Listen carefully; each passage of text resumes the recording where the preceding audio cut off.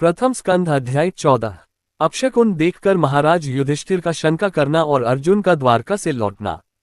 सूत जी कहते हैं, स्वजनों से मिलने और पुण्य श्लोक भगवान श्री कृष्ण अब क्या करना चाहते हैं, ये जानने के लिए अर्जुन द्वारका गए हुए थे। कई महीने बाद जाने पर भी अर्जुन वहां से लौटकर नहीं आए। धर्मराज युधिष्ठिर को बड़े भयंकर अपशकुन दिखने लगे। उन्होंने देखा, काल की गति बड़ी विकट हो गई है। जिस समय जो ऋतु होनी चाहिए उस समय वह नहीं होती और उनकी क्रियाएं भी उल्टी ही होती हैं। लोग बड़े क्रोधी, लोभी और असत्यपरायण हो गए हैं। अपने जीवन निर्वाह के लिए लोग पापपूर्ण व्यापार करने लगे हैं। सारा व्यवहार कपट से भरा हुआ होता है, यहाँ तक कि मित्रता में भी छल मिला रहता है। पिता माता, सगे संबंधी, भाई और पति पत्नी में भी झगड़ा टंटा रहने लगा है। कलिकाल के आ जाने से लोगों का स्वभाव ही लोभ, दंभ आदि अधर्म से अभिभूत हो गया है और प्रकृति में भी अत्यंत अरिष्टसूचक अपशकुन होने लगे हैं। ये सब देखकर युधिष्ठिर ने अपने छोटे भाई भीमसेन से कहा। युधिष्ठिर ने कहा, भीमसेन, अर्जुन को हमने द्वारका इसलिए भेजा था कि वह वहां जाकर पुण्य श्लोक भगवान श्री कृष्ण क्या कर रहे हैं इसका पता लगा आए और संबंधियों से मिल भी आए।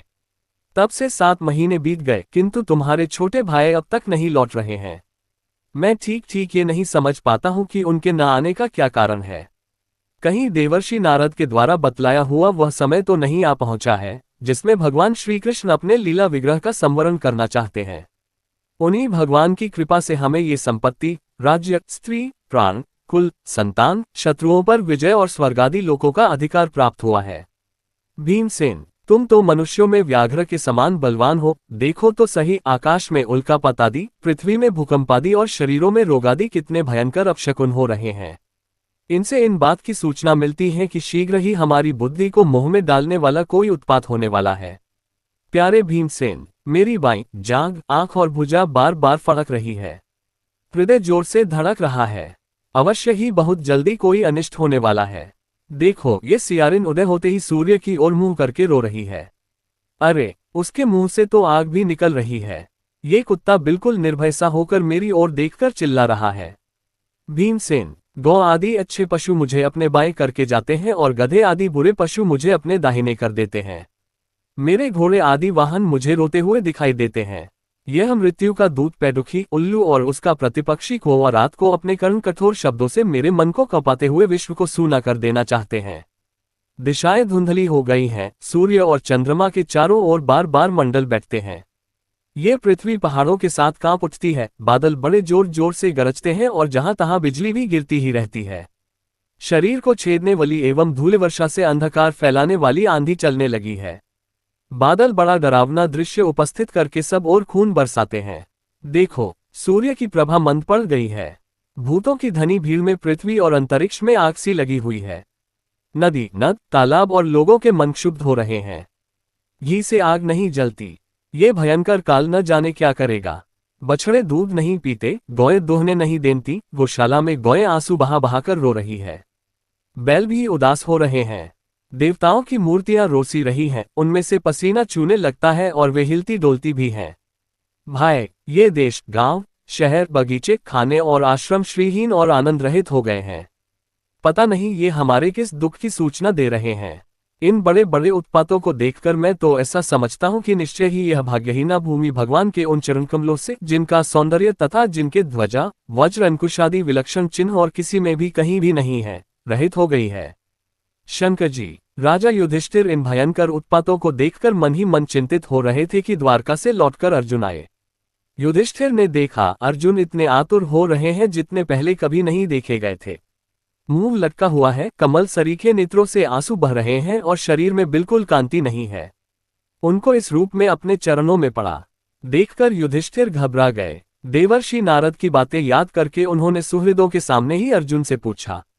युधिष्ठिर ने कहा, भाई, द्वारकापुरी में हमारे स्वजन संबंधी मधु, भोज, दशार्ध, आर्ह, सत्वत, अंधक और वृष्णिवंशी यादव कुशल से तो हैं।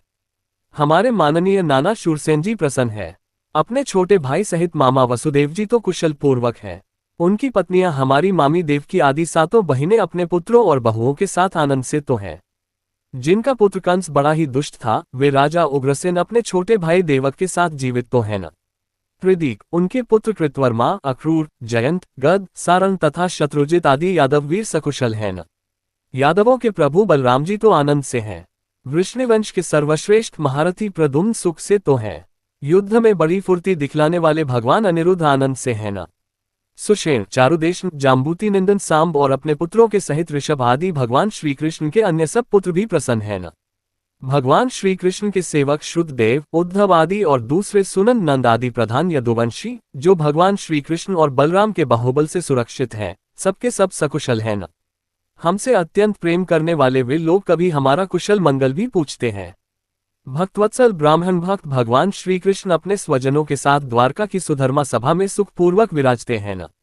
वे आदिपुरुष बलराम जी के साथ संसार के परम मंगल, परम कल्याण और उन्नति के लिए यदुवंश रूप क्षीरसागर में विराजमान हैं। उन्हीं के बाहुबल से सुरक्षित द्वारकापुरी में यदुवंशी लोग सारे संसार के द्वारा सम्मानित होकर बड़े आनंद से विष्णु भगवान के पार्षदों के समान विहार कर रहे हैं। सत्यभामा आदि 16,000 रानियां प्रधान रूप से उनके चरण कमलों की सेवा में ही रत रहकर उनके द्वारा युद्ध में इंद्रादि देवताओं को भी हराकर इंद्राणी के भोग योग्य तथा उन्हीं की अभीष्ट पारिजात आदि वस्तुओं का उपभोग करती हैं। यदुवंशी वीर श्री कृष्ण के बाहुदंड के प्रभाव से सुरक्षित रहकर निर्भय रहते हैं और बलपूर्वक लाई हुई बड़े बड़े देवताओं के बैठने योग्य सुधर्मा सभा को अपने चरणों से आक्रांत करते हैं। भाई अर्जुन, ये भी बताओ कि तुम स्वयं तो कुशल से हो न। मुझे तुम श्रीहीन से दिख रहे हो, वहां बहुत दिनों तक रहे, कहीं तुम्हारे सम्मान में तो किसी प्रकार की कमी नहीं हुई? किसी ने तुम्हारा अपमान तो नहीं कर दिया? कहीं किसी ने दुर्भावपूर्ण अमंगल शब्द आदि के द्वारा तुम्हारा चित्त तो नहीं दुखाया? अथवा किसी आशा से तुम्हारे पास आए हुए याचकों को उनकी मांगी हुई वस्तु अथवा अपनी ओर से कुछ देने की प्रतिज्ञा करके भी तुम नहीं दे सके? तुम सदा शरणागतों की रक्षा करते आए हो, कहीं किसी भी ब्राह्मण, बालक, गौ, बूढ़े, रोगी, अबला अथवा अन्य किसी प्राणी का जो तुम्हारी शरण में आया हो तुमने त्याग तो नहीं कर दिया? कहीं तुमने अगम्या स्त्री से समागम तो नहीं किया? अथवा गमन करने योग्य स्त्री के साथ असत्कार पूर्वक समागम तो नहीं किया? कहीं मार्ग में अपने से छोटे अथवा बराबरी वालों से हार तो नहीं गए? अथवा भोजन कराने योग्य बालक और बूढ़ों को छोड़कर तुमने अकेले ही तो भोजन नहीं कर लिया?